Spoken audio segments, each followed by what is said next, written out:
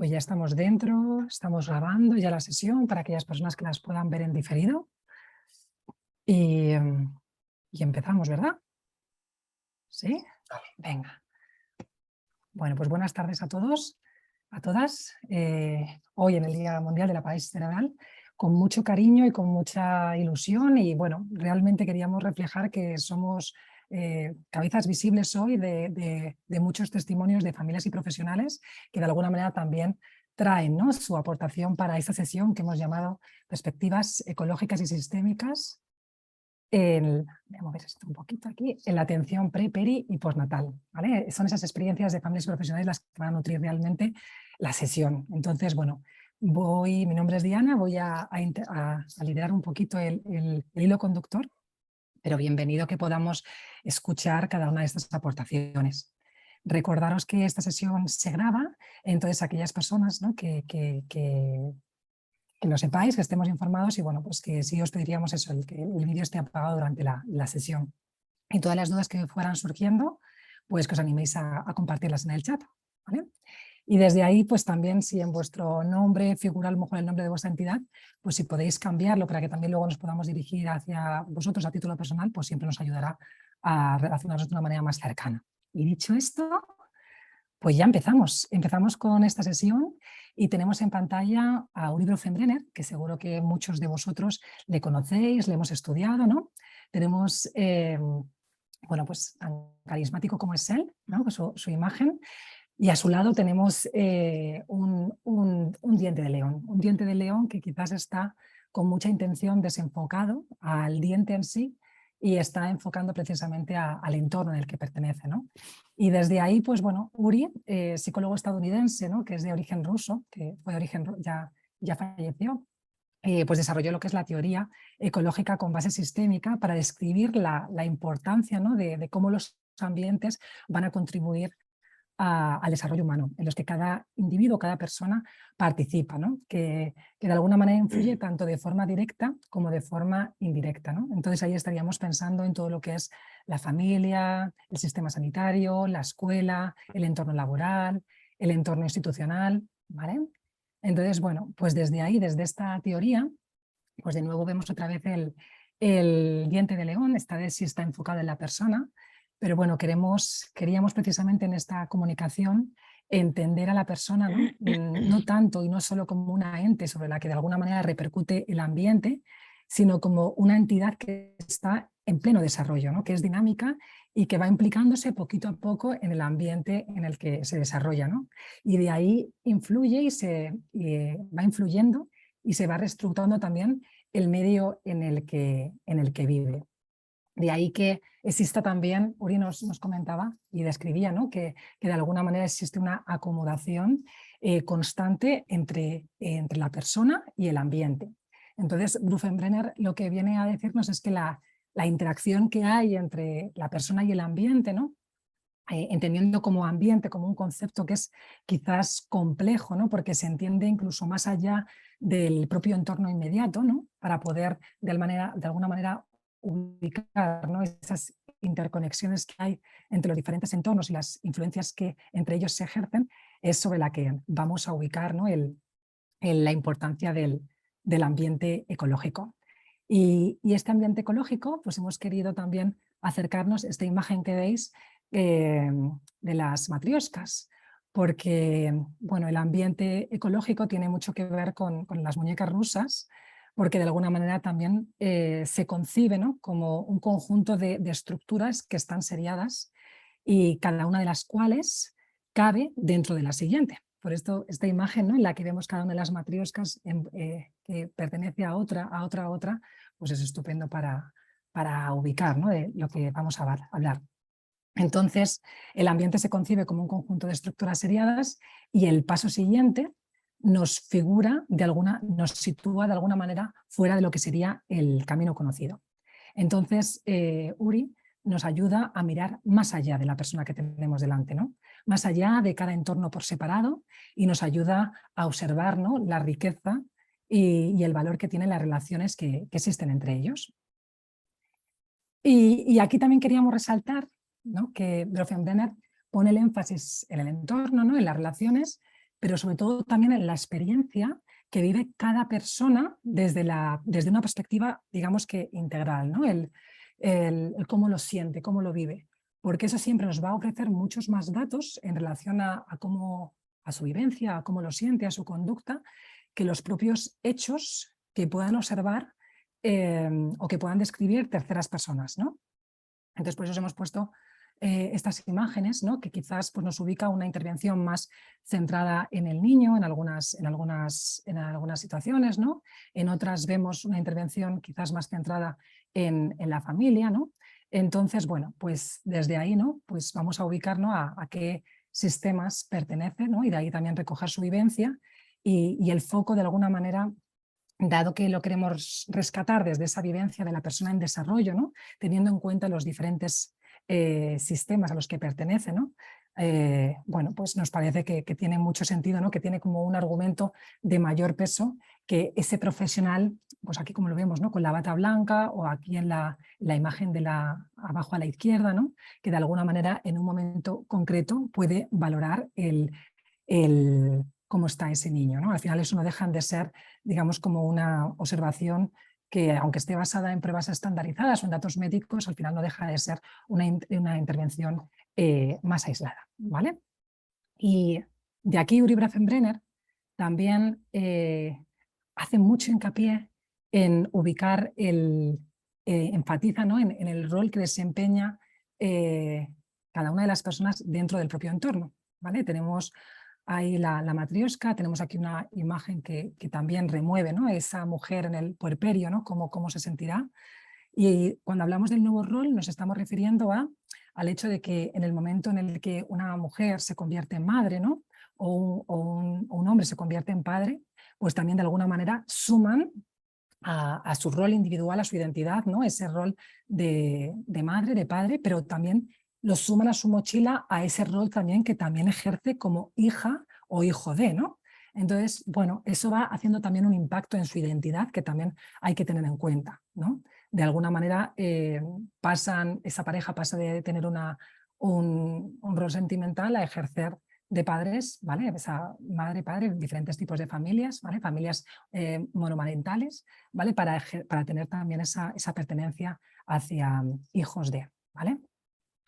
Y estos cambios, ¿no? Estos cambios de rol, pues también deben de ser tenidos en cuenta porque son parte del desarrollo y también son consecuencia de todo lo que son los cambios biológicos y de las circunstancias ambientales que también van a condicionar a la propia criatura.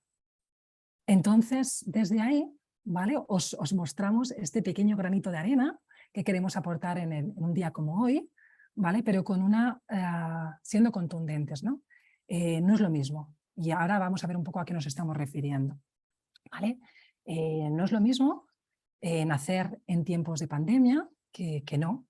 No es lo mismo que exista una ley nacional, que existan diferentes políticas territoriales, ¿no? No es lo mismo tener una cultura u otra, tener una fe o no, ¿vale? No es lo mismo transitar por el dolor al inicio de la vida que no, ¿vale? Aquí ya vamos viendo también cómo cada una de las criaturas, ¿no? Cada una de los niños y las niñas está envuelto en unas circunstancias completamente diferentes. Entonces, desde ese granito que nosotros queremos aportar, pues queríamos sobre todo agradecer inmensamente a cada una de las personas que han querido sumar y aportar con sus pequeños granitos de arena pues sus testimonios, ¿no? Porque cada vídeo que nos ha llegado a Álvaro, a Almudena, a Ari, a mí, ¿no? Pues nos hemos dado cuenta que realmente con todos esos granitos de arena tenemos toneladas y toneladas de arena, ¿no? Y es una motivación inmensa para que de alguna manera pues, podamos poner en valor que esta presentación la estamos organizando desde AEPI, pero realmente es suya, ¿vale? Es creación también de esa gran familia que formamos todos, ¿no? Al pertenecer a AEPI, que somos familias profesionales, ¿no? Hacia una misma mirada. Y desde ahí, bueno, pues nos vamos a esta imagen que tenemos delante, ¿no?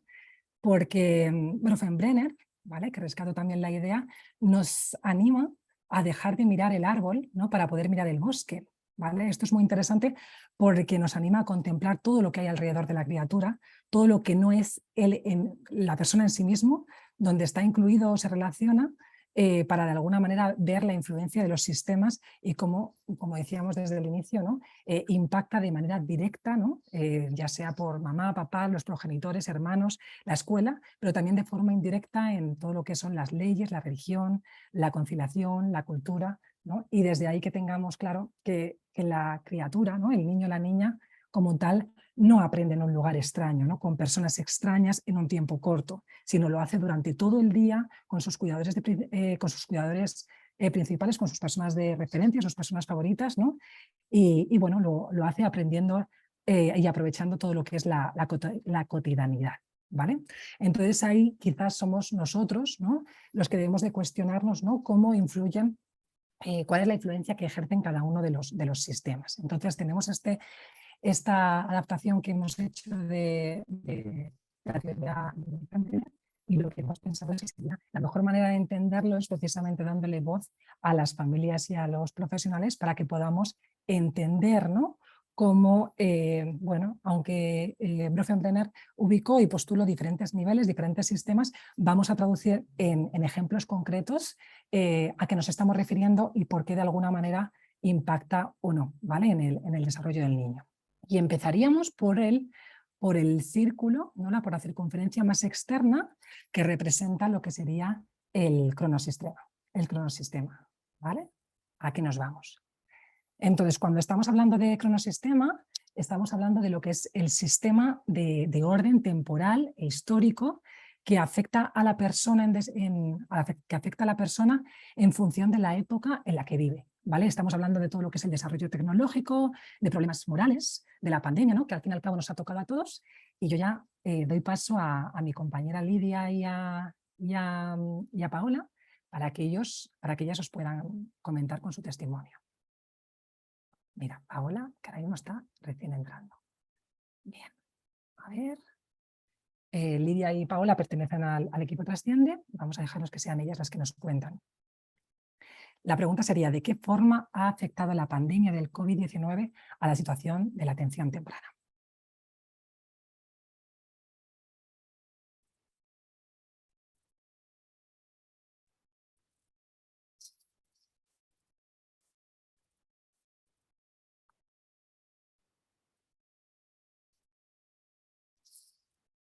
No lo escuchamos, Diana. ¿Tú lo oyes?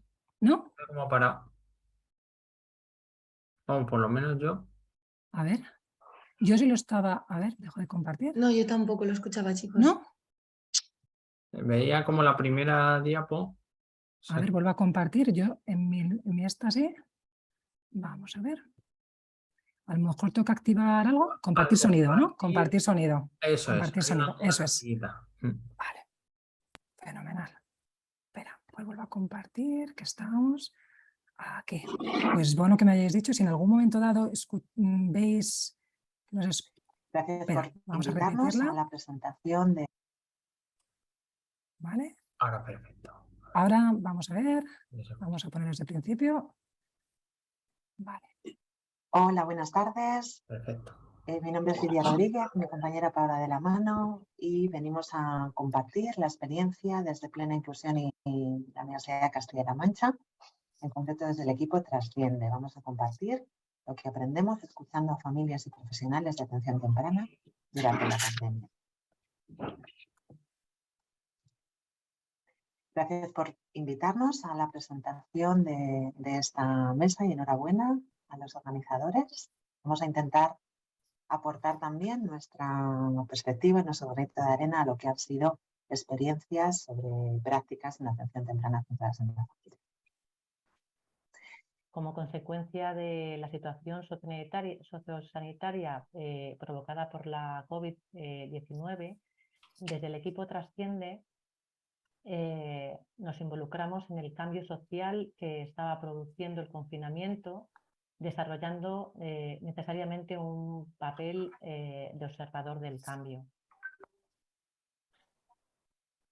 La situación global nos llevó a plantearnos diferentes preguntas que buscaban iniciar procesos de investigación en la práctica. Y desde ahí, bueno, de qué manera estaba afectando este confinamiento a las prácticas en atención temprana. Para responder a estas preguntas decidimos adoptar una perspectiva de investigación cualitativa para explorar las percepciones de las familias y los profesionales.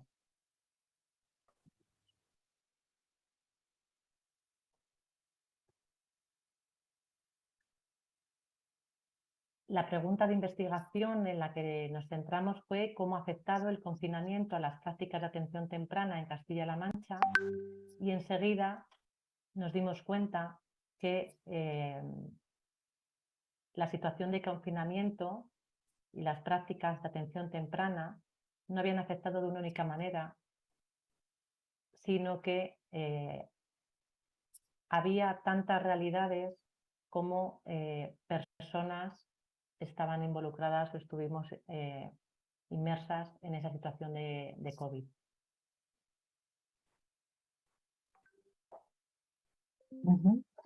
De aquí surgió un proyecto inicial en el 2020 que dio lugar a otros dos. El primero fue, lo llamamos Atención Temprana en tiempos de COVID, exploración de las realidades. Como ha dicho Paola, tuvimos que aumentar ese plural, las realidades de la teleintervención en las prácticas centradas en la familia. En 2021 trabajamos sobre lo que aprendemos escuchando a familias y profesionales de atención temprana durante el confinamiento. Y en 2022 hemos iniciado también otro proyecto, continuación, que se llama Atención Temprana en tiempos de COVID, la realidad es un año después, que todavía estamos trabajando en él. En los dos primeros, en el de 2020 y el 2021, ya tenemos resultados sobre los trabajos y en concreto se han publicado en dos revistas científicas. El primero de ellos, Atención Temprana en tiempos de COVID, investigar las realidades, está publicado en la revista Siglo Cero en el año 2021. También tuvimos la oportunidad de participar en el encuentro de investigación de la Universidad de Salamanca, presentando este trabajo. Y recientemente, en el mes de septiembre de 2022, hemos publicado en el artículo Lo que aprendemos escuchando a las familias, en la revista Perspectives de la ASHA, de la Asociación Americana de Logopedia. Si alguien está interesado en profundizar, podemos, por supuesto, facilitarles las referencias. Bueno, pues tenemos mucha información, ¿no? Que de alguna manera nos las comparten nuestras compañeras, ¿no? Hacia precisamente cómo afecta la pandemia y de alguna manera que podamos ver ese impacto en la criatura, ¿no? En la atención temprana. Vale, desde ese círculo más amplio, ¿vale? Nos iríamos a todo lo que es el macrosistema, ¿vale? De ahí de alguna manera a donde nos estamos refiriendo es a todo lo que son esos marcos culturales, ideológicos que condicionan la estructura y la sociedad de una persona, ¿no? Hablamos de políticas sanitarias, laborales, políticas laborales de igualdad, políticas educativas que se manifiestan y se diferencian de otros entornos, ¿no? Porque de alguna manera están influidos por otros marcos, otras culturas y otras ideologías que son diferentes, ¿vale? Entonces tendríamos ejemplos en el macrosistema, pues los valores, el contexto político, la ética, la justicia, la cultura, ¿no? El contexto socioeconómico. Y desde ahí, pues vamos a darle voz al testimonio de una familia. Aquí vamos a empezar con este. Vamos a darle voz precisamente a cómo de alguna manera, bueno, pues los servicios de atención temprana, ¿no? Y según prácticas recomendadas pueden contribuir también a lo que es la transformación cultural de una parte de la sociedad y de los servicios, ¿no? Y a ver de alguna manera también cómo responder a esta pregunta que tenéis en pantalla, ¿no? Si contribuye la atención temprana a la transformación cultural de la sociedad y los servicios de atención temprana a la población infantil. Virginia y Paola nos lo acercan. De manera general, hablando de las conclusiones y resultados, lo que encontramos es que se podía constatar que las prácticas recomendadas que se estaban llevando a cabo por parte de los servicios de atención temprana de la provincia de Albacete estaban teniendo un impacto tanto en las familias como en los profesionales a los que nos referíamos en la encuesta. En cuanto a los resultados de la encuesta, por parte de los profesionales, vimos que en el apartado de desarrollo infantil, pues los profesionales mostraban buenos conocimientos del desarrollo. Sí que había una disparidad más de opiniones en cuanto a los signos de alarma de comunicación y de lenguaje. Y eso es algo que también vemos en el día a día en los servicios, puesto que los nenes que tienen este tipo de dificultades llegan con derivaciones mucho más tardías que cuando presentan otras. También veíamos que los profesionales apoyaban los aprendizajes en los entornos naturales, guiados por la motivación del niño, con muchas repeticiones, un poco en la misma línea que los principios de las prácticas centradas en familia. Y por otro lado, destacaban la importancia del bienestar familiar y de la participación de las familias en las intervenciones y en la toma de decisiones, aunque algunos de ellos no llevaban a cabo pues esta participación familiar. Y en cuanto a los resultados de la parte del funcionamiento de atención temprana, sí que todos destacaban la importancia de una derivación precoz, tanto de niños con dificultades como de niños de riesgo, tanto biológico como social, aunque estos últimos no hemos contado con muchas derivaciones en la provincia de Albacete. Por otro lado, destacaban la buena coordinación con los servicios de atención temprana y estaban en concordancia con las prácticas centradas en la familia. Si pasamos un poco a analizar pues los resultados que obtuvimos por partes del conocimiento de la familia en cuanto al desarrollo infantil, pues veíamos que en todas ellas existían diferencias en cuanto al conocimiento que se tiene en la población general del desarrollo infantil, lo que puede hacer que haya una detección más tardía por parte del entorno familiar cuando existen dificultades o riesgos en el desarrollo de sus hijos. Mencionar como dato significativo que nos pareció también que el 90% de la participación de las familias era por parte de las mamás. Luego, por otros lados, se identificaban ellas mismas como buenas conocedoras de cuáles eran los mejores momentos para proponer oportunidades de aprendizaje a sus hijos, y además también identificaban que tanto las fortalezas y el bienestar familiar son buenos predictores también para el desarrollo de los niños. Todo ello, como decíamos también antes, en concordancia con los principios de las prácticas centradas en la familia. Cuando les preguntamos acerca de la información que tenían sobre el funcionamiento de los servicios de atención temprana en la provincia, ellas nos contaban que cuando veían o detectaban que había alguna dificultad en el desarrollo, con quien primero se ponían en contacto eran con los pediatras o las escuelas infantiles, lo que nos hace pensar a nosotras también la importancia de que exista una coordinación entre estos servicios de atención temprana. Además, también estaban en línea con la intervención en entornos naturales y que estas intervenciones estuvieran guiadas por un profesional de referencia, también en línea con las prácticas centradas en la familia. Además, concretando un poco más con aquellas familias que sí que habían tenido contacto con los servicios de atención temprana, en general se observaba, en base a los resultados, que había una buena sensación de competencia y que todo el trabajo desde atención temprana había tenido impacto en el empoderamiento familiar y en la calidad de vida de estas. En general, para ellas es importante estar implicadas en la intervención y en la toma de decisiones en cuanto a la intervención en cualquier ámbito con sus hijos. Bien, pues ya encontramos ahí respuestas y desde ahí nos vamos a acercaros otro testimonio. En este caso es un testimonio de una familia marroquí cuya preocupación y objetivo, ¿vale? Sería poder traer a un familiar de Marruecos para que de alguna manera pueda ayudar a la crianza de los niños y así poder volver al trabajo de forma estable, ¿vale? Por eso hemos ubicado unos pequeños datos en pantalla, ¿vale? Porque el testimonio que vais a escuchar a partir de un audio, ¿vale? Entonces, que tengáis en cuenta, ¿no?, que esta familia tiene 2 hijos de origen marroquí, de 4 años y de 26 meses, y precisamente es la pequeña la que recibe atención temprana, ¿vale? Entonces, digamos que la preocupación de la familia parte de tener que contar con el apoyo, ¿no?, de alguna manera de apoyo de la familia, ¿vale? Porque ahora mismo, actualmente, pues la madre tiene que desplazarse 3 días por semana y tiene que viajar, tiene que irse hasta Madrid, ¿no? Entonces, eso supone que el papá se tenga que quedar con la hermana, ¿no? Entonces, de alguna manera, eso es lo que condiciona su situación laboral, que no pueda de alguna manera tener un trabajo más estable, ¿no?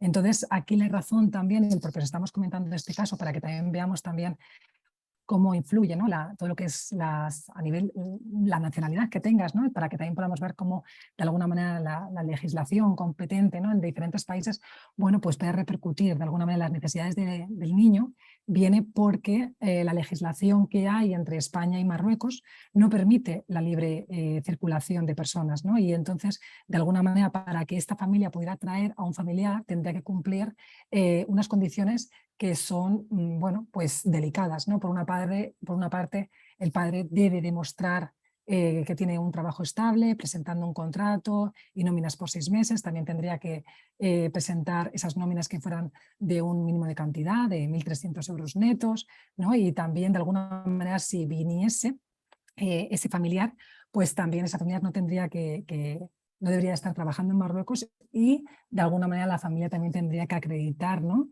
Que en el momento de traerlo, ¿no? Pues es responsable de hacerlo y también que de alguna manera envían dinero para ayudar al mantenimiento, ¿no? de esta persona que viene a España, ¿no? Entonces, como va a venir, pues de alguna manera asegurar que viene a vivir con ellos y que pueden mantenerle, ¿no? Os hemos puesto un poco en contexto para que ahora, cuando escucháis la conversación, la que sale este padre con nuestra compañera Almudena, podáis entender, ¿no? Cómo de alguna manera va a repercutir, pues os lo lanzamos, ¿no? Como pregunta. La legislación competente entre 2 países puede repercutir en las necesidades, en las preocupaciones.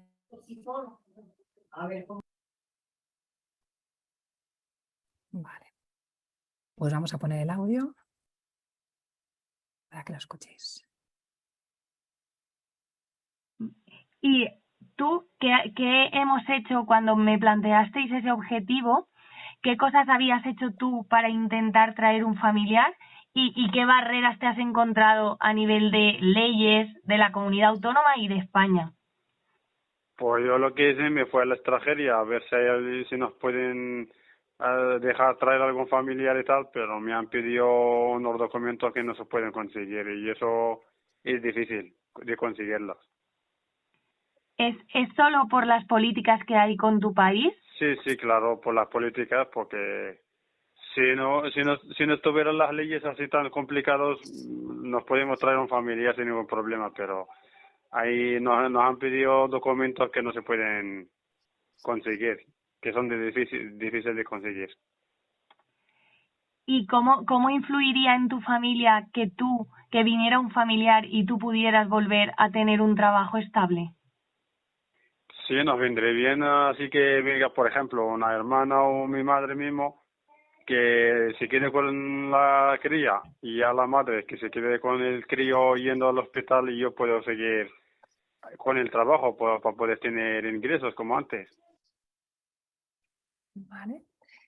Comentaros que todos los pequeños testimonios que os estamos aportando, tanto de familias como de profesionales, al final, ¿vale? Bueno, en este caso no, pero en otros vais a ver en pantalla un código QR, ¿vale? Porque solamente os hemos puesto un cachito, ¿vale? Dado que nos tenemos que ajustar unos tiempos, pero tenéis la posibilidad, ¿no? En aquellos que figure un QR de verlos completos, ¿vale? Pero bueno, aquí vemos cómo también de alguna manera los objetivos de la familia van a estar muy condicionados, ¿no? Por ahora mismo aquí afecta a nivel laboral, ¿no? Todo lo que es esa legislación y también debemos de tener en cuenta, ¿vale? ¿Y tú qué hemos hecho cuando me... Ay, espera, no sé si se escucha el segundo. No sé si lo corto antes de tiempo. Espera un momentito, que creo que cortaba antes de tiempo.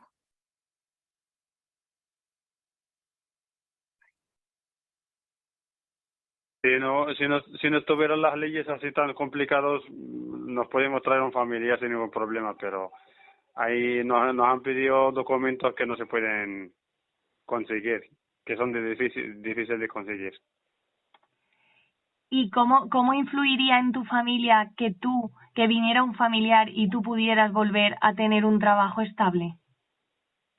Sí, nos vendría bien, así que venga, por ejemplo, una hermana o mi madre mismo, que se quede con la cría y a la madre que se quede con el crío yendo al hospital y yo puedo seguir con el trabajo para poder tener ingresos como Perdonad, antes. que os lo he puesto 2 veces al final, queriendo pasar la diapositiva, disculpad. Vale, de este nos vamos a pasar a otra familia, ¿vale? En este caso os compartimos este testimonio con el objetivo precisamente de plasmar, ¿no? El arraigo, ¿no? de las costumbres, del sentimiento de unidad familiar, ¿no? De la religión en las familias, ¿vale? Y desde ahí pues queremos compartir, ¿no? el cómo es la situación de esta familia, Miriam, en la que también le preguntamos por el sentido para ella, ¿no? de su propia religión. Hablamos de religión evangélica. Vamos a poneroslo y así. ¿Y tú crees que vuestras creencias y vuestra religión influye de alguna manera en cómo vosotros afrontáis los desafíos con Manuel? Sí. ¿Por qué? Porque nosotros creemos en Dios. Nosotros creemos en Dios. Al creer en Dios no es una religión. Para nosotros es nuestro Padre, para que tú me entiendas. Un Padre al cual tú tienes tu Padre, es tu Padre que te ayuda, es tu Padre que te aconseja, es tu Padre que está contigo. Y un padre es pues todo lo que necesitas, la caricia que necesitas por el cocotazo que te mereces. En este caso, ¿qué es un problema? Un problema en el sentido de una enfermedad, porque Manuel tiene una enfermedad. Entonces nosotros acudimos a él y él sí nos responde. ¿Qué te responde? La medicina llega hasta cierto punto. El problema que tiene el Manuel no tiene medicina. Tiene estimulación, tiene cosas, pero no es una enfermedad de una pastilla y se pasa. Entonces nosotros por eso acudimos a nuestro Señor a decirle que Él nos ayude Él, que lo visite Él y que llegue. Si el problema no se puede quitar de raíz, que le puede quitar de raíz, por lo menos que Él vaya a hacer su vida normal y que Él no tenga ningún problema. Me has comentado algunas veces que eso también te da a ti fuerzas para, o sea, porque Dios siempre le pone en el camino, ¿verdad?, a las personas que saben llevar un desafío. Sí, porque él no es es que Él dice, no te voy a poner más carga de la que tú puedas llevar. Entonces, cuando te viene una enfermedad, te viene un problema, Él te fortalece, o cuando una familiar te fallece, Él te alivia el dolor y Él te acompaña. Entonces es algo en lo cual yo, por ejemplo, yo no es que no me duela a mi hijo, porque eso miento. Soy humana, no tengo alas por ningún lado y a mí mi hijo me duele. Y a mí el ver sufrir a mi hijo me duele. Pero sí que tengo esa tranquilidad y esa paz interna de decir, yo tengo a mi Dios y mi Dios me lo va a sacar de aquí. Y si no me lo saca, me va a ayudar a que Él esté bien. Entonces, sí que me ayuda y claro que estoy más fuerte por eso. Pues aquí escuchar a Miriam, desde luego, pues nos ofrece mucha información, ¿no? Como para esta familia la religión es un pilar fundamental, ¿no? Que les está ayudando a sobrellevar el día a día, ¿no? Ya que de alguna manera ellos atribuyen parte de su fortaleza a la fe, ¿no? Algo que de alguna manera nosotros también tenemos que tener en cuenta porque va a estar presente en todas esas intervenciones, ¿no? Y en los objetivos que la familia va a tener, ¿no? Entonces, por eso también de ahí el lugar que si para ellos, bueno, pues tiene ese valor, ¿no? Nosotros también como profesionales de referencia tengamos que darle tengamos que conocer, respetar, ¿no? Para poder establecer ese vínculo relacional que impacte en el proceso de la atención temprana, ¿no? Y por tanto, desde ahí, pues esa capacitación para la vida, ¿vale? Los testimonios, aquí es donde antes os decía que está el QR, ¿vale? Por si queréis escuchar el testimonio que es más largo y merece ser escuchado entero. Vale. Desde ahí, desde lo que sería el macro, ¿vale? Hemos empezado con el crono, ahora estamos en el macro, ahora vais viendo cómo poco a poco vamos cerrando los círculos, nos vamos al exosistema. Cuando estamos hablando de exosistema, estamos hablando de todo lo que son las estructuras sociales, ¿no? Se refieren a los propios entornos en los que la familia como tal no está incluida directamente, pero sí le condiciona la influencia, ya sea de la tradición, de la ideología, ¿no? O de alguna manera impacte en la propia diada y en la propia criatura, ¿no? Entonces, pues por ejemplo, los horarios laborales de los progenitores, ¿no? La conciliación, lo que eso supone también de cara a sus posibilidades de ocio, ¿no? Los horarios también de los hermanos del niño, de la niña que está en atención temprana, también condicionan, ¿no? Esa dinámica familiar y también condiciona ese desarrollo en sí mismo.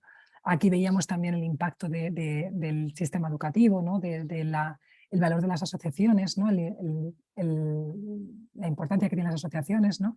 El barrio, ¿no? Y bueno, el propio programa de estudios, ¿no? Que haya recibido, la propia formación que pueda tener el profesional que les acompañe, ¿no? Pues ahí veríamos todo lo que son ejemplos de exosistema, os lo marcamos, pero pasamos a ver ejemplos concretos, ¿vale? En este caso vamos a Ana Cuesta, ¿no? De alguna manera nos traería esta pregunta, ¿no? Para que podamos también, a partir de su testimonio, poder responderla, ¿no?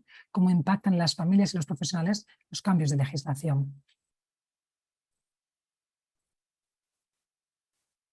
Y después, otra cosa importante a comentar actualmente en la Comunidad Valenciana, puesto que ha habido una nueva instrucción de Consellería y esta principalmente está poniendo mucho énfasis en cuantificar las horas de atención directa que se le da a los usuarios de nuestro servicio, siendo una por semana y de 45 minutos la orientación que se nos ha impuesto.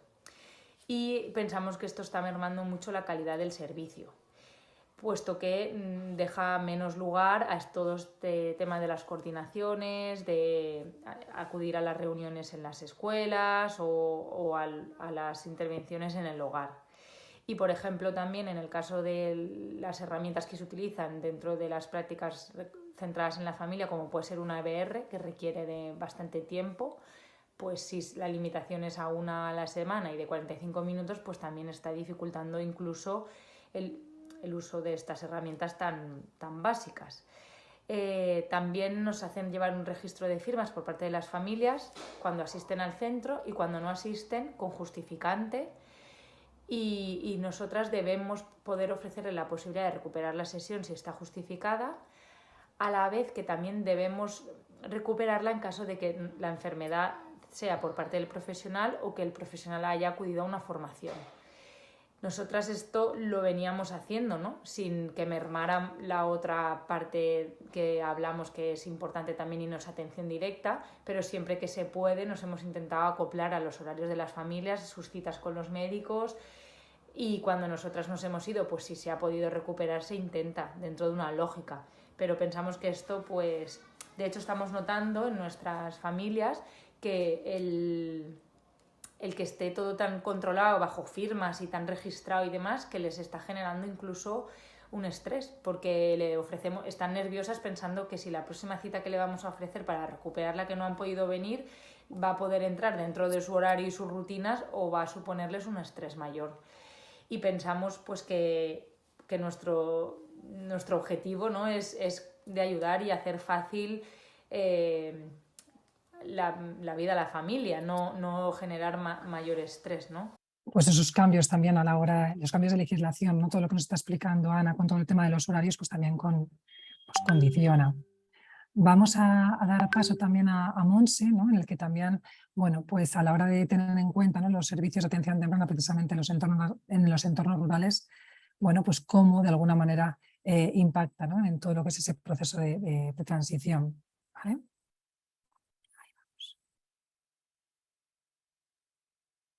Bueno, comentaros que dentro de los retos, pues a nivel de los distintos sistemas, desde el más pequeñito al más general y al más grande, pues tenemos bastantes retos. En el microsistema, evidentemente, seguimos con el reto de hacer familias que sean partícipes activas en la atención temprana. Conseguir que en las familias aumente su participación y su implicación en atención temprana. Eso lo vamos a conseguir si nuestro modo de hacer, nuestras prácticas van encaminadas a mejorar la calidad del servicio tanto de la familia como de los niños. Si conseguimos eso, evidentemente la participación de las familias y su implicación va a aumentar. Y por supuesto hacer familias más competentes y más empoderadas en la manera de apoyar a su hijo, a sus hijos o hijas y bueno, que se sientan. El sistema estaría implementar prácticas recomendadas en atención temprana por parte de los profesionales, claro, de atención temprana, y dar continuidad en los apoyos basados en eso, en las prácticas recomendadas y basadas en evidencia. En el exosistema, bueno, ya tendríamos a todas las administraciones que antes os he comentado, los elementos más que tienen que ver con consejerías, educación, bienestar social, sanidad. Bueno, pues que esa coordinación intersectorial se siga produciendo que esas administraciones doten de recursos a los equipos y para facilitar el que los entornos sean más competentes, porque en la medida en que haya más recursos,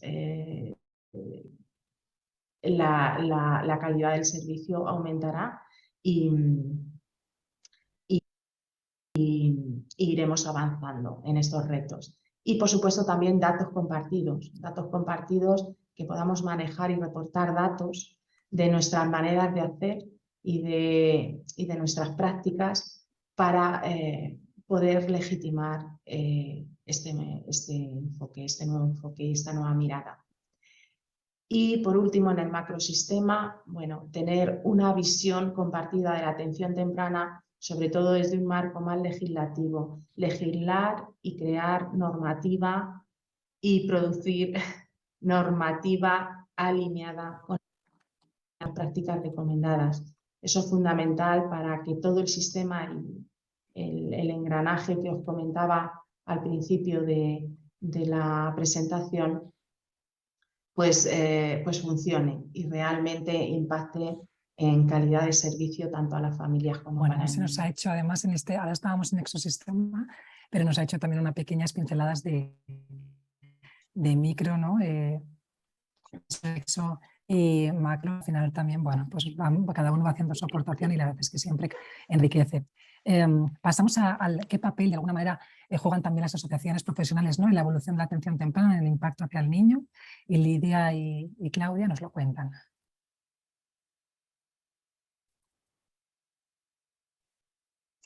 Hola, buenas tardes. Soy Lidia Rodríguez y mi compañera Claudia Escorcia. Hablamos en nombre de la Asociación Española de Logopedia, Foniatría y Audiología e Iberoamericana de Fonoaudiología. Es un placer estar en esta mesa. AELFA es una sociedad científica que lleva 60 años trabajando por la atención de las personas con dificultades a lo largo de su desarrollo en todo el ciclo vital y especialmente también en atención temprana, contribuyendo a las prácticas recomendadas en atención temprana con acciones como las que vamos a presentar a continuación. En primer lugar, queremos señalar los congresos en los que hemos podido ser parte de comité científico, comité organizador o ambos. El último es el de la EACD, de la Academia Europea de Discapacidad Infantil. Otro ejemplo es el uso brasileño, participación en congresos de MIDEI, de IDIPE y los propios congresos organizados por AELFA, donde hemos programado mesas y diferentes simposios sobre atención temprana, entre ellos en los congresos de Murcia, Bilbao, Granada y el último online en los años que ven en pantalla.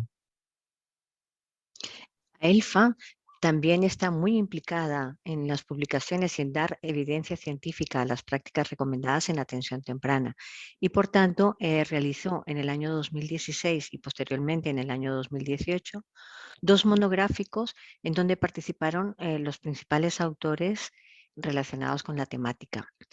También se ha llevado a cabo, con el apoyo de AELFA, el libro de prácticas centradas en la familia y en entornos naturales, que fue publicado por la editorial UNED en el 2019, y próximamente saldrá a la luz otro de la editorial Síntesis, en donde hay una guía de intervención logopédica en atención temprana desde las prácticas centradas en la familia, que aunque esté centrada en el tema de la logopedia, está abierto a todos los profesionales de atención temprana. También hemos colaborado con procesos de investigación y de intercambio. Estamos reorganizando nuestro comité de expertos en prácticas centradas en la familia para sacar un manifiesto que desde la logopedia apoye ya a los manifiestos existentes en España que hablan de la importancia de este tipo de prácticas. También hemos sido invitados a presentar un libro colectivo realizado en Ecuador y publicado en Ecuador hacia la adopción de prácticas centradas en la familia en América Latina, primeras experiencias y aprendizajes. Hemos participado como coautoras en varios capítulos de este libro y hemos realizado estancias de investigación y colaboración en Portugal y en Chile. y también en Ecuador, en donde hemos ayudado a profesionales y familias a adoptar este tipo de prácticas. Como veis, la trayectoria de AELFA siempre ha estado relacionada con la formación, con el apoyo y la investigación. Estamos encantadas de poder ayudaros. Aquí tenéis a nuestra junta directiva con Lidia Rodríguez como presidenta a la cabeza. Y haciendo un guiño a esta mesa, en la que agradecemos haber podido participar a Álvaro Hidalgo y por supuesto a Mónica Alonso, haciendo un guiño, seguimos construyendo en equipo, porque todo se construye en equipo. Muchísimas gracias. Gracias. Bueno, pues el papel de las asociaciones sin duda es fundamental. Deseando conocer esa publicación que en breve verá la luz, pues damos paso a lo que sería el mesosistema, ¿vale? Vamos de alguna manera cerrando un poquito más hasta cada uno de los sistemas hasta que nos vayamos aproximando al niño, a la niña en sí, ¿no? Y de ahí vamos a dar paso a lo que sería el mesosistema, que habla de alguna manera de las interrelaciones de dos o más microsistemas en los que la persona participa, ¿no? Y ahí podríamos ver, bueno, pues las relaciones de pareja, por ejemplo, cómo impactan en el niño, o cómo es donde se realiza esa intervención, ¿no? Entonces, si pensamos en qué se concretan, pues serían esas relaciones que se establecen entre dos o más entornos en los que se encuentra la persona, ¿vale? De ahí que los ejemplos puedan ir a lo que os estaba comentando, o la familia nuclear, ¿no? La relación de la familia nuclear con el resto de la familia, la relación de la familia con el centro sanitario, con la escuela, los amigos y la familia. Bueno, pues aquí vamos a escuchar los diferentes testimonios que nos van a poner en ejemplo el valor del mesosistema. Tenemos a Marta, que nos va a acercar precisamente un poco la mirada, ¿no? Cómo de alguna manera si la mirada de la maestra puede influir, ¿no? hacia las necesidades que puedan tener todas las personas que formen parte de su aula, ¿no? Sí, entendiéndolo sin ningún tipo de excepción, ¿no? Y refiriéndose a todos los niños y niñas. Pues un poco lo que quería contar es que mi experiencia con la atención temprana empezó aproximadamente hace 2 años, porque he tenido varios niños en clase que han necesitado el apoyo y la intervención de un servicio de atención temprana, y realmente cuando todo empezó, por decirlo de alguna manera, para mí, yo siempre sentía que la intervención que debía realizar ese servicio y las personas que venían a mi clase y que venían al centro a hablarme sobre las necesidades del niño, sobre qué tipo de ajustes o qué tipo de actividades debíamos hacer.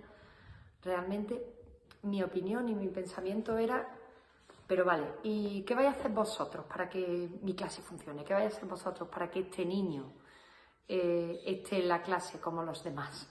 Era un poco, ¿no? Aunque suene muy mal decirlo, era como la idea de, vale, venid y arreglarme al niño, no me pongáis más tareas, no me contéis más cosas. Era un poco esa idea y esa impresión de un enfoque más orientado hacia qué necesita hacer este niño para comportarse como un poco en esa experiencia y en compartir vivencias tanto con los niños, con las familias, como con este servicio en concreto de atención temprana. Mi visión fue cambiando y fui dándome cuenta como el niño no necesita cambiar, sino yo. Como adulto y como persona de referencia para ese niño, era la que necesitaba entender cómo actuar, entender qué tenía que hacer en el aula, qué tenía que hacer yo para integrarlo a él o a ella, qué necesitaba para que de esa forma toda la comunidad de mi aula se nutriese de ese niño y ese niño se nutriese de la comunidad. De esa forma, pues, me di cuenta y aprendí cómo no es tanto la idea de meter más cosas, de meter más actividades, de meter más ajustes, sino de ver que no funciona y que no, de comprender que hay pequeños cambios, pequeñas libertades, de verdad entender que cada uno nos comportamos de una manera y que eso es lo que crea un poco una diferencia, ¿no? Que yo entender que debo ver al niño dentro de su propio grupo y debo ver al niño dentro de la clase y pensar que a lo mejor no puede estar sentado igual que los otros tanto rato, o que a lo mejor lo que necesita es que yo adapte mi actividad, es un poco lo que marca la diferencia. Realmente Para mí fue un cambio de visión tan radical que me hizo cambiar mi forma de comportarme en la clase, mi forma de hacer mi trabajo, incluso mi forma de ver a los niños. Pues desde ahí, escuchando a las personas que están a diario en las aulas, ¿no? Pues nos parece que precisamente también tiene más valor, ¿no? el mesosistema, ¿no? Porque de alguna manera vamos a conocer, ¿no? Cómo es la participación activa, ¿no? de esos niños y de esas niñas, y nos permite cuidar también el contexto en el que participan, ¿no? El contexto en el que acompañamos, situándolo también desde, bueno, pues desde cómo es la participación de los niños y las niñas en las aulas, cómo puede ser también cómo la mujer, ¿no? O la familia se pueda sentir acompañada, ¿no? O tenida en cuenta desde sus centros de atención temprana para explorar sus preocupaciones, ¿no? Tener en cuenta sus necesidades y construir de ahí, ¿no? Todo lo que es una base de confianza, ¿no? Más allá de la observación neutra, ¿no? de las necesidades del niño. Y de Marta pasamos a nuestra compañera Carmen, que de alguna manera pues también nos trae esa mirada, ¿no? Ya lo decían compañeras anteriores, ¿no? Pero de alguna manera el cómo, ¿no? El entender la atención, si se puede entender la atención temprana a través de las prácticas relacionales y las prácticas participativas, ¿no? Junto a la familia. ¿Se puede, no se puede? Bueno, nos lo va a contar Carmen. En las prácticas centradas en la familia, el profesional de referencia y la familia o el adulto que acompaña, es decir, los verdaderos expertos en el niño, se encuentran al mismo nivel. Es una relación completamente horizontal. Eso le hacemos como un huequito ahí para la aljiba de la cabeza para que no le... En este vídeo podéis apreciar una sesión como cualquier otra, donde el profesional de referencia combina las prácticas relacionales con esa empatía, esas palabras que acompañan con respeto y a su vez prácticas participativas, como ese modelado con el muñeco donde se le da valor a cada gesto del padre. Hacia el pecho. Yo sé que lo tengo muy fácil. Tú lo digo, oye, fenomenal. Bien. Y a la vez, bueno, es que ahora está súper calmada. Pero si no estuviera calmada, esos vaivenes al ritmo que hacía Diana, que se veían muy bien cuando la tenía cogida así en vertical, pues más o menos al mismo. Vamos, pero mira, es que... Javier, perfecto. Ella se quiere, bueno, pero mucho mejor que nosotras, ¿eh? Y nos vamos para adelante, eso, y intentándonos llevar la cabecita, lo que ella nos deje también. Así no va dejando. Ah, porque luego ella se va acostumbrando y esa postura va siendo para ella su postura de calma y de estar... Sí. Bueno, así estaba dentro de la barriga, claro. Bueno, no sé lo que le dejaría a Manuel. Es que Candela es la nerviosa, fue la que rompió la bolsa. Era la... ¡Ay! Sí, es que Candela, ya lo dice su nombre. Sí, claro. Sí, por eso le teníamos que haber puesto a paz. Y se ha quedado súper tranquila, ¿eh? Sí. Os va a gustar. ¿La chucha más? Pues que fuera, ¿La beta más? Bueno. Sí. Vale. Y de ahí ya cada vez vamos a lo más chiquitito, ¿no? A lo menos microscópico, ¿no? Y nos vamos al microsistema. Entendido el microsistema como ese patrón de actividades, de roles, de relaciones interpersonales que la personita en desarrollo, ¿no? Experimenta en un determinado entorno en el que participa. Y esto nos lleva a pensar, ¿no? en este nivel, realmente preguntarnos en qué se concreta el microsistema. Pues este microsistema lo hemos representado como si fueran los pétalos de una flor, ¿no? Porque al final, bueno, son los diferentes, es el nivel más cercano al niño, ¿no? Y precisamente al niño o a la niña, y se centra en esa interrelación con su ambiente más cercano, con sus personas más inmediatas, y lo componen todos aquellos grupos de personas con los que interactúa, ¿no? Incluimos la experiencia relacional más temprana, incluso desde el propio útero materno, ¿no? Hasta las propias, desde el útero materno hasta lo que serían las relaciones con los padres, con la familia más extensa, ¿no? Con la escuela, en la que de alguna manera se encuentran, y también pues, son relaciones intensas, estrechas, que ayudan también a la construcción y a la identidad, ¿no? de la persona y dentro del grupo. Entonces, detenernos en este nivel, ¿vale? Supone bucear a un nivel microscópico de realmente del cómo surge la vida, ¿no? Y que también tengamos en cuenta pues, el material genético, ¿no? de ambos progenitores que subyace, ¿no? de ese diminuto ser, ¿no? que se encuentra envuelto y amparado en el cuerpo materno, ¿no? Pero que también de alguna manera es en ese cuerpo materno en el que también se encuentra en un primer hábitat, ¿no? También interactúa y del que recibe también aquellos cuidados y la protección necesaria para sobrevivir, ¿no? Incluso antes de que la propia madre, ¿no?, sea consciente del rol que se espera de ella. Entonces, nos parecía también interesante señalar aquí que según diferentes investigaciones, ¿no?, antes de la propia implantación uterina, el propio cuerpo materno ya interfiere a nivel epigenético en la formación del nuevo ser, ¿vale? Entonces, bueno, los testimonios que os queremos mostrar a continuación, pues nos recuerdan la importancia de cuidar cómo se sienten las madres, ¿no?, de cuidar a las mujeres embarazadas y, por supuesto, poder cuidar la diada madre-bebé, ¿vale? Para luego también cuidar también todo lo que es esa triada, ¿no?, como base del ecosistema, del microsistema que está en desarrollo y donde existe todo lo que es ese sistema circular que es recíproco, en el que el bebé, por supuesto, va a influir en la madre, en este caso, en el padre también, por supuesto, ¿vale? Pero también ella va a influir en el bebé, ¿no? Porque de alguna manera van a funcionar como si fuera una totalidad, ¿no?, durante todo lo que es el proceso de embarazo, la gestación, el parto, el puerperio y luego, por supuesto, pues años de crianza posteriores, ¿no? Igual que tenemos claro que las necesidades del niño y de la niña no terminan a los 6 años cuando termina la atención temprana, pues tampoco debemos de dejar de lado, no podemos obviar todo lo que de alguna manera en esas primeras etapas, desde la gestación, del parto o del puerperio, puede incidir también en el periodo, en el desarrollo y en el crecimiento de ese bebé, ¿vale? Porque sentimos que el bebé está dentro del útero, ¿no?, pero también la madre que está gestándole también se gesta a sí misma como madre, ¿no?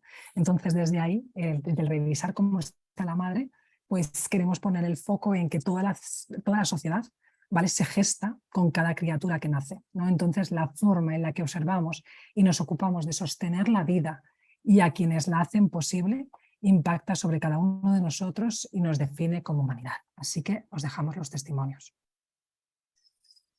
Aquí Laura García, nos ayuda a ver también, de alguna manera, en qué medida los estilos de crianza pueden condicionar las personas que llegarán a ser. Hola, soy Laura y voy a hablar del impacto que tienen los estilos de crianza en la infancia y en el desarrollo infantil. Para mí primero es importante definir qué entiendo por estilo de crianza. Y para mí son aquellas herramientas, aquellas maneras de comunicar que ponemos en marcha, a veces de forma reactiva y sin pensar, para resolver los retos y las situaciones del día a día. Modelos que tenemos para defender nuestras necesidades y resolver las situaciones cotidianas que se nos van presentando. Entonces, ¿por qué y para qué es importante poner conciencia en esto? Por dos razones. Una, porque vamos a ser modelo y la infancia va a aprender a través de lo que ve para adquirir herramientas para defender sus derechos, defender los retos que se planteen en su día a día, asumir, ¿no?, que hay personas que piensan distinto y desde ahí buscar opciones. Es la base de la asertividad, la defensa de los propios derechos y las propias opiniones, teniendo en cuenta a la otra persona. Eso se enseña y se aprende a través de los estilos que ponemos en marcha a la hora de resolver las situaciones del día a día.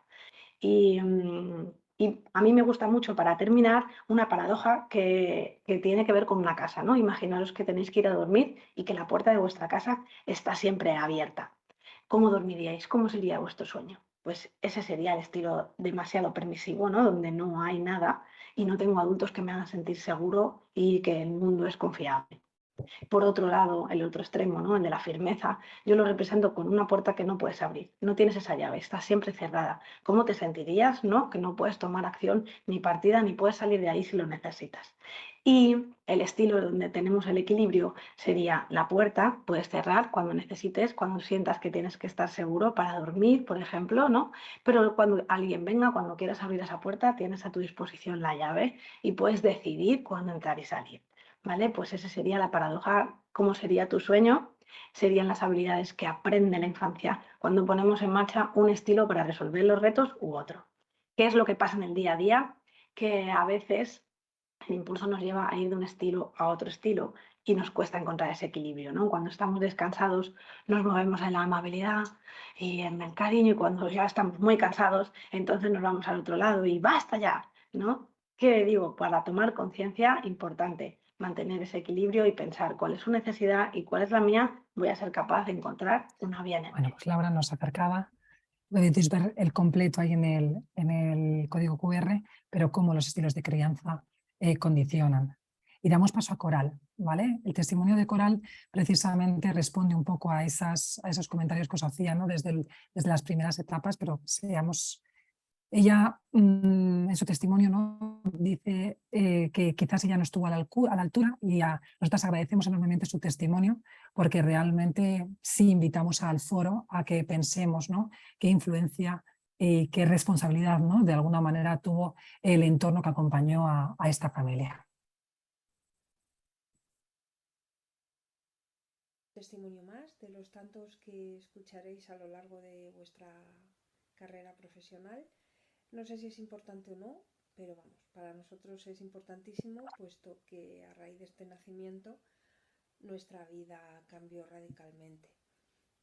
Nosotros nos enteramos en el momento del parto, ninguna prueba diagnóstica ni nada en el embarazo hizo sospechar nada semejante. Teníamos una hija de 9 años, Sana, y en el momento que decidimos ampliar la familia, fue un momento muy elegido, por lo tanto la expectativa era altísima. Íbamos a tener un hijo en el mejor momento posible y claro, iba a ser el más sano, el más feliz y el más precioso de todos. Entonces iba a cerrarse ese círculo perfecto que era para nosotros nuestra familia. Enterarse de esta manera en el parto, pues para nosotros fue un shock, realmente fue un shock. Pero además fue acompañado de un montón de circunstancias que no facilitaron ni la noticia ni los comienzos. Lo mío fue una cesárea programada y en esa cesárea estaba mi marido porque era enfermero y tuvieron el detalle de permitirle estar conmigo. Entonces cuando yo desperté, él no estaba, pero sí que había muchísimo personal clínico. Mi reacción fue preguntar: ¿qué tal, Gonzalo? ¿Cómo está? Y desaparecieron. Entonces, bueno, no hay que ser muy listo para intuir que algo había ocurrido, porque lo normal es que estén a tu lado, te felicitan, te dicen: nada, bien, es precioso, es un chico y tal.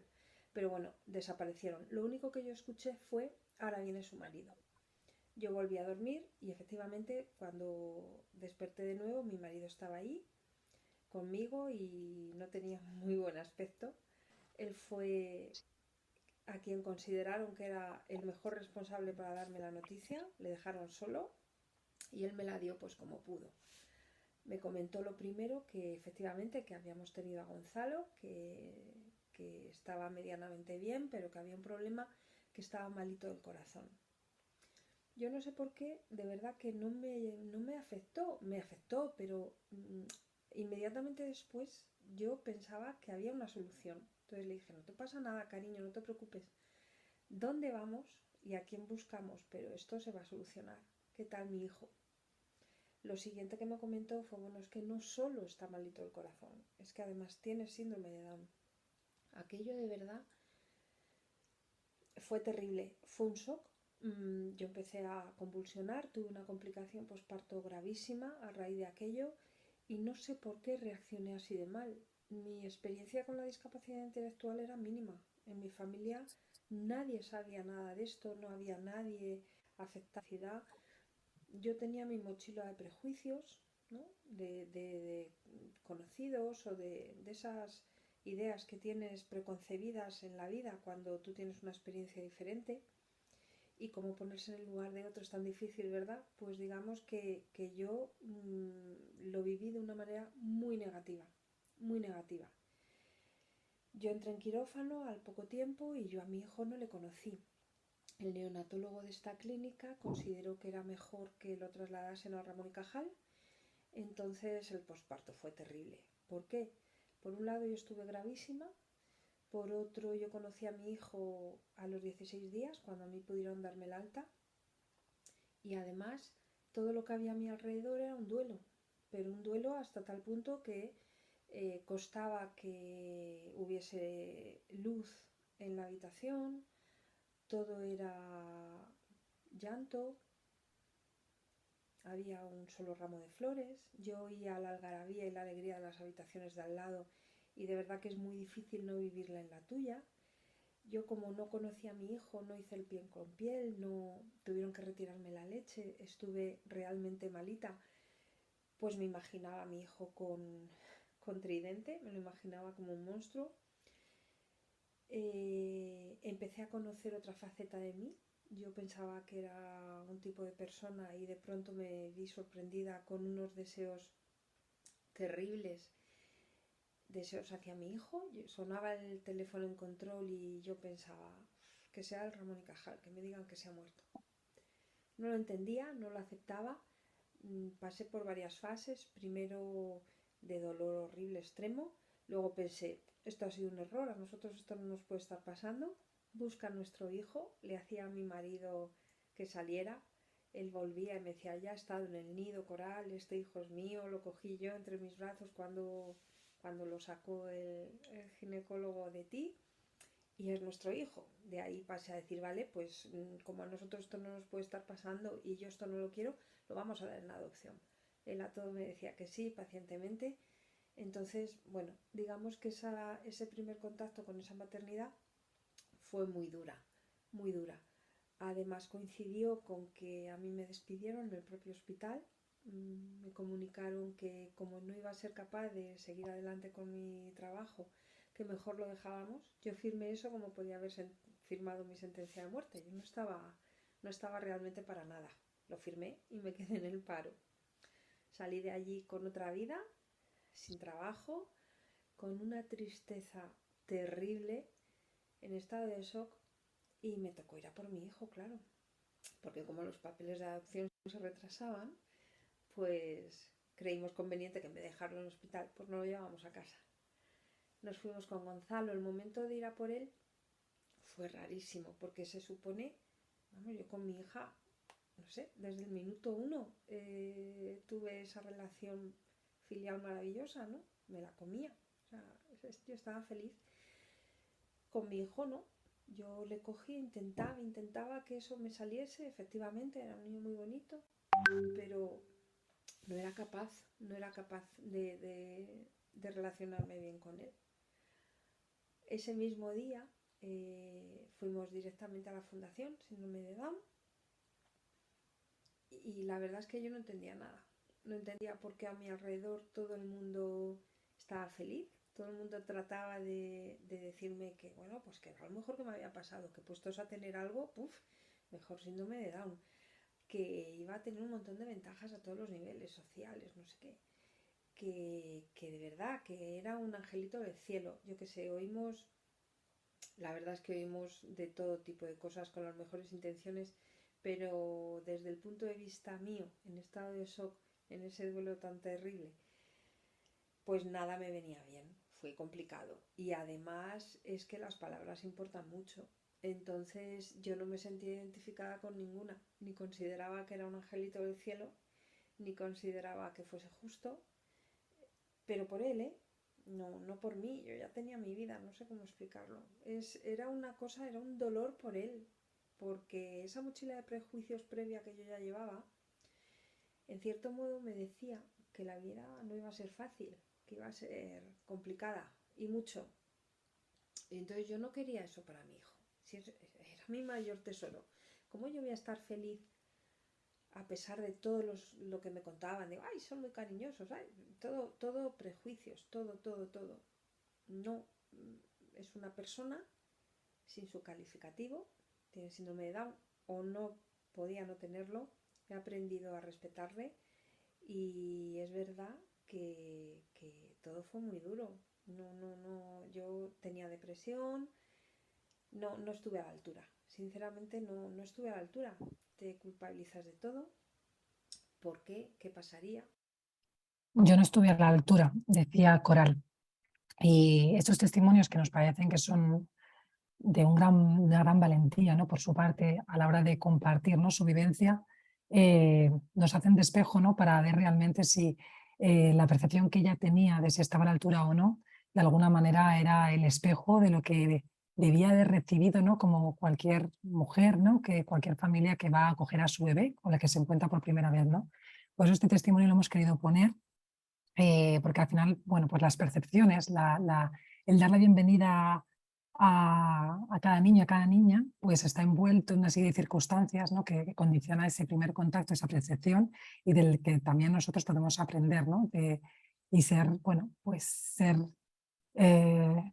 valorar cuáles son las necesidades de ese bebé y valorar cuáles son las necesidades de esa familia, de esa mujer, ¿vale? De esa familia, digamos, más nuclear, para poder asumir nuestra parte de responsabilidad.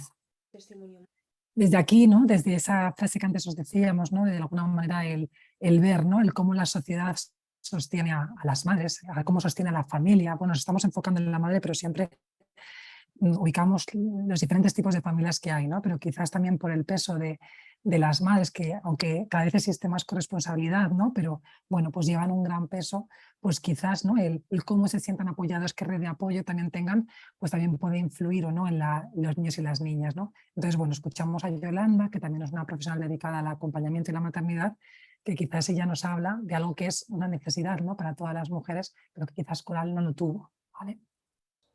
En una mujer que se instala el deseo de ser madre es muy profundo. Cuando le cuesta un poco quedarse en el camino embarazada, más que nunca necesita sentirse apoyada, sostenida, informada, abrazada, porque siente que el tiempo lineal corre en contra, el tiempo social, la salud. Cuando una mujer se queda embarazada, se manifiesta la vida en el útero, primer hogar de vida, en ese líquido amniótico, primer mar de vida, en esa unidad sagrada, geometría sagrada que hace esa placenta, cordón umbilical, y como a mí me gusta llamarlo, joyita de luz. Más que nunca esas mujeres necesitan sentirse que pueden, porque no hay un momento igual. Transitan durante las 40 semanas, 41 semanas, 39 semanas, transitan momentos diferentes desde lo más físico a lo más emocional. Se enfrentan a un parto, no solo albergan la vida, la paren.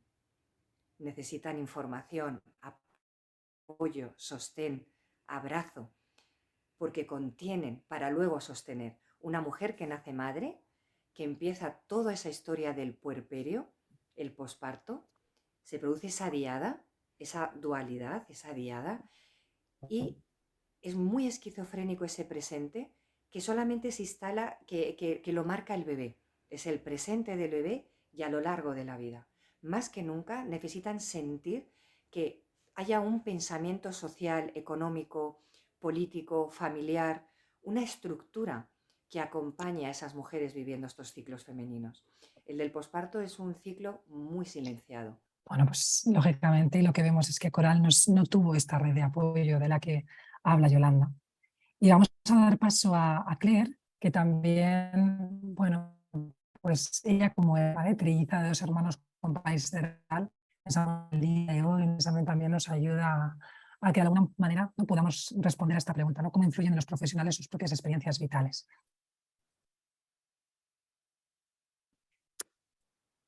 Hola, me llamo Claire Schrader y soy una trilliza con 2 hermanos con parálisis cerebral y también una terapeuta ocupacional. Estoy muy emocionada de estar con ustedes hoy. Voy a compartir la pantalla. Bueno, ok. Bueno, algunos de mis primeros recuerdos son los de jugar junto a mis hermanos en la terapia. Y para mí, la hermana trilliza de la terapia era exactamente eso, jugar. Ahora, muchos años después, soy una terapeuta ocupacional recién graduada. Trabajo en una escuela con niños con parálisis cerebral y cada día intento ofrecerles intervenciones centradas en la familia que sean motivadoras y específicas para el niño.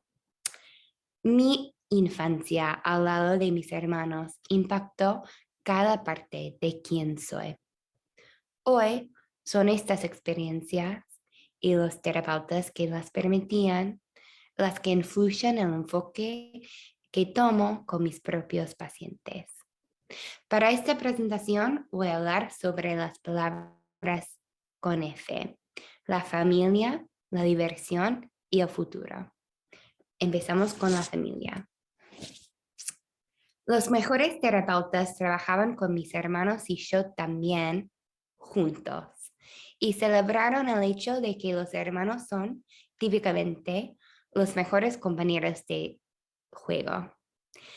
Mi hermano Mason empezó a caminar para caminar a mi lado. Cuando recibió su silla de ruedas eléctrica, mi hermano Benjamín y yo pasábamos muchas tardes después del almuerzo en la escuela juntos, caminando y hablando. Hay beneficios para todos cuando los hermanos son parte de la terapia.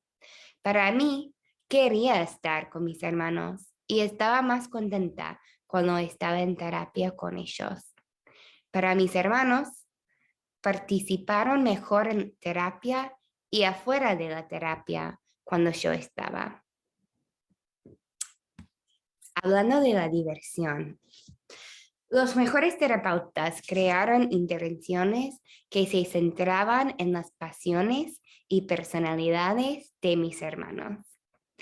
El primer terapeuta de Benjamín utilizó a Elmo, su favorito, para motivarle a alcanzar con el brazo. El terapeuta de Mason trabajaba con él en el pasillo, donde la gente podía aplaudir al niño lindo en el andador, porque los aplausos le motivaron a Mason más que nada. Integrar los objetivos de la terapia en las actividades y rutinas preferidas del niño es un arte. Cuando un niño no puede comunicar sus deseos o preferencias, es importante saber cómo leer su cuerpo para entender cómo comunica sus preferencias sin voz. Cuando sabemos sus preferencias, desde allí podemos empezar a crear intervenciones motivadoras para él. Y para terminar, el futuro. Benjamín y Mason son muy diferentes, tanto en personalidad como en la presentación de su parálisis cerebral. Por eso, era importante que su terapia no solo fuera adaptada a sus propias personalidades, sino también a sus capacidades. Cuando éramos niños, era más difícil saber qué nivel de función motora gruesa tendrían mis hermanos. Pero hoy tenemos herramientas para entender mejor la trayectoria de cada niño y podemos cambiar el enfoque de la terapia más temprano.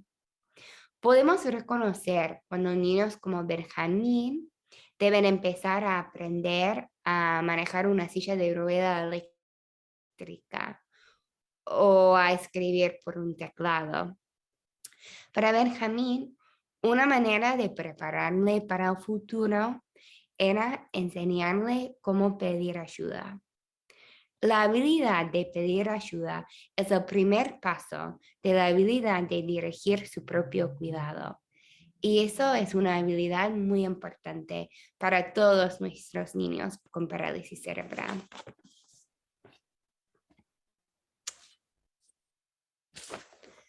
Gracias a los terapeutas de Benjamín y Mason, he aprendido la importancia de estar centrada en la familia y enfocada en el niño. Gracias a las vidas de Benjamín y Mason, reconozco lo importante que es enseñar a nuestros pacientes la mejor manera de dirigir su propio cuidado, mientras que les ayudamos a alcanzar sus objetivos, mientras que les ayudamos a ser lo mejor que pueden ser. Muchísimas gracias y gracias a mi amigo Álvaro por esta oportunidad. Bueno, pues Claire sin duda nos deja con un mensaje muy importante, ¿no? Y desde ahí ya queríamos recordaros, ¿no?, que algunos de los testimonios los queréis ver completos, los podéis ver a partir del código QR, ¿vale? Para verlos completos, porque con todo el dolor de nuestro corazón hemos tenido que recortar y aún así, pues bueno, nos hemos alargado. Y bueno, pues daros las gracias a cada una de las personas que hoy formáis parte también de este encuentro. Y acabamos con estas frases, ¿no?, de Oliver Sacks, que dice algo así, la podéis leer de su libro Despertares. Sentir la presencia del mundo en su totalidad depende de sentir la totalidad de la presencia de otra persona en cuanto tal. La realidad nos es proporcionada por la realidad de los seres reales y nos es arrebatada por la irrealidad de los seres irreales, de los fantasmas. Nuestro sentido de la realidad, de la confianza, de la seguridad, depende de manera fundamental de nuestras relaciones humanas. Muchísimas gracias.